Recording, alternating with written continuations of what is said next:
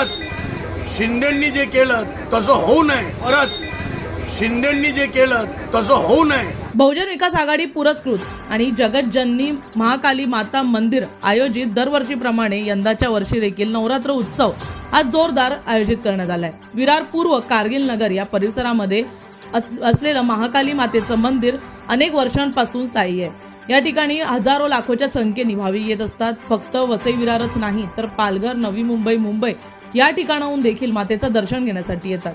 तर नवरात्रीमध्ये या ठिकाणी नारी शक्तीचा, महाकाली मातेचा तसंच देवी आईचा जागर केला जातो।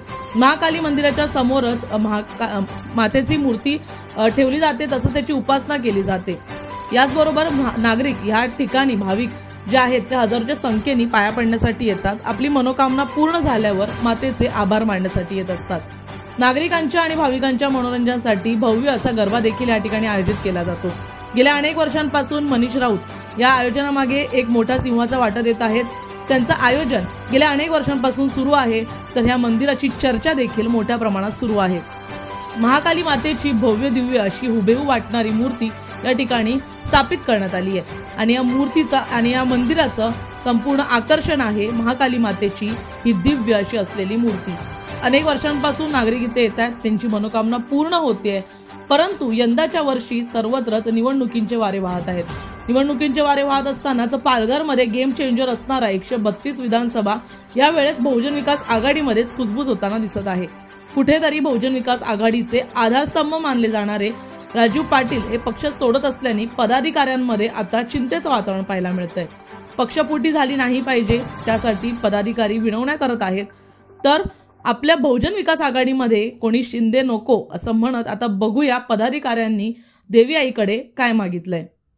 सर्वप्रथम मी नानांशी बोललो। आता जीवदानी मंदिरावर डायलिसिसचं ओपनिंग होतं। मी नानांना बोललो, नाना आम्ही हे काय ऐकतोय, तुम्ही चालला तिकडे तिकडे। तर नाना म्हणाले लोकशाही आहे। पण मला आवर्जून सगळ्यांना सांगायचं आहे का लोकशाही जरी असली तरी आपल्या जोडीला लोकनेता आहेत। जितेंद्र ठाकूर हे आपले लोकनेता आहेत आणि एखाद्या गाडीला 2 चाकं असतात, त्याशिवाय गाडी चालत नाही। ती 2 चाकं आहेत, प्रमुख खांबे आहेत, एक नाना आणि एक आप्पा। तर माझी महाकालीकडे प्रार्थना आहे का बहुजन विकास आघाडी हे एक कुटुंब आहे आणि या कुटुंबामध्ये आईकडे प्रार्थना आहे की माझी फूट पडून देऊ नको आणि आमची बहुजन विकास आघाडी अशीच राहू दे। कारण आमचे हजारो नाही तर लाखो कार्यकर्त्यांनी करायचं काय, हा कार्यकर्त्यांसमोर फार मोठा प्रश्न आहे। आणि परत शिंदेंनी जे केलं तसं होऊ नये अशी माझी जीवदानीकडे प्रार्थना आहे। जय महाकाली। दरवर्षीप्रमाणे यावर्षी नवरात्री उत्सव हा 9 दिवस ते दशमीपर्यंत हा चालतो। इथे मोठ्या प्रमाणामध्ये भाविक दर्शन घेतात। ही महाकाली या कारगिल नगरची ग्रामदैवत, पूर्वीपासून इथे स्थान होतं आणि इथे मग देवीच्या इच्छेनुसार इथे ही महाकाली बसलेली आहे।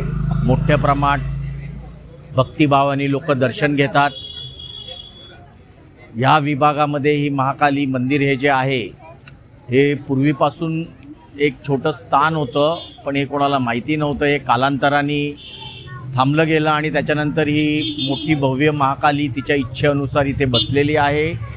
लोकांची मनोकामना पूर्ण करणारी, लोकांची श्रद्धा असणारी आणि इथले जे पूर्ण रहिवासी आहेत, महाकाली मित्रमंडळ कार्यकर्ते ह्यांच्या साह्याने, रहिवाशांच्या साह्याने हे मंदिराची ही स्थापना झाली आहे आणि सेवा होते। येणारे भाविक या मोठ्या प्रमाणामध्ये अष्टमीला, नवमीला, इथे दशमीला गर्दी असते। इथे महाकालीचे विधिविधान अनुसार इथे जी सेवा पूजा विधी केली जाते।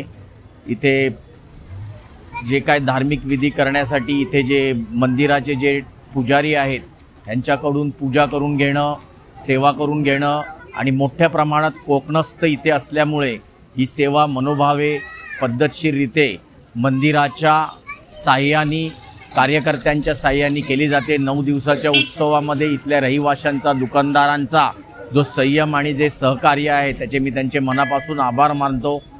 जय भद्रकाली, जय महाकाली।